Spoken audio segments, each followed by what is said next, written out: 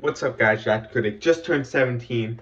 As I said yesterday, yes, I'm doing my spoiler review for Venom: Let There Be Carnage. Now, this film does not take place in the MCU. It takes place in the SUMC, or Sony's Spider-Man universe.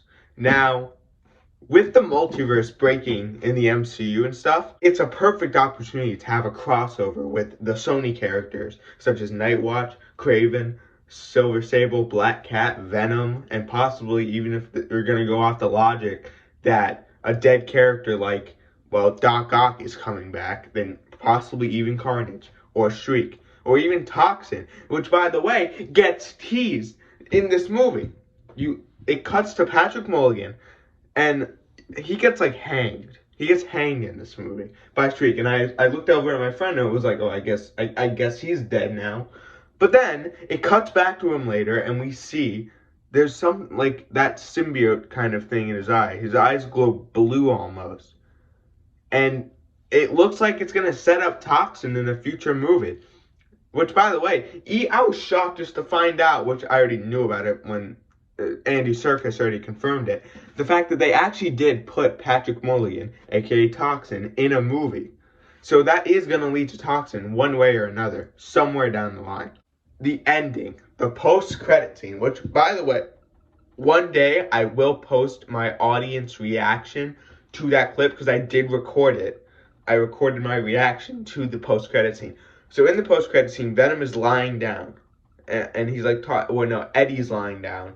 And Venom is like talking to him. He's like saying, I'll show you all the things we symbiotes have experienced, or just a little taste of it.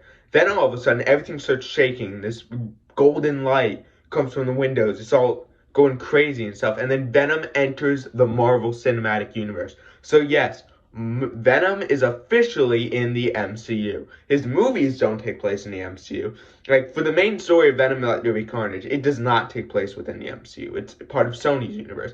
Which, in my opinion, I'm actually glad, because this kind of story works better in the Sony universe. It really does. It works better. It was well done. Even with the PG-13 rating, they still nailed Cletus Cassidy. I mean, he was still just as sadistic, even though if it could have been rated R, yeah, it would have been a gore fest. But the thing is that they still nailed him, in my opinion.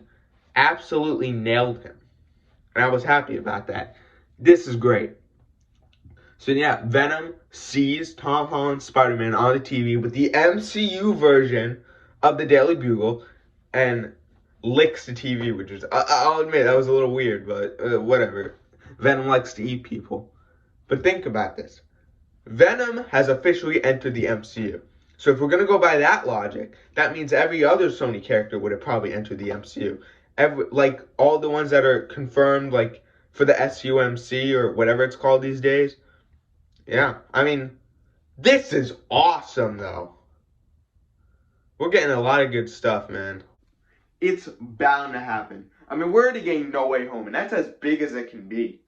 We are definitely, and I mean definitely, going to get an SUMC MCU crossover in the near future, with maybe even some more Avengers characters joining in. And maybe the reason that Michael Keaton appeared in Morbius could have been due to this whole multiverse collision. Possibly either Morbius entered the MCU or Vulture entered the Sony universe. We will know eventually.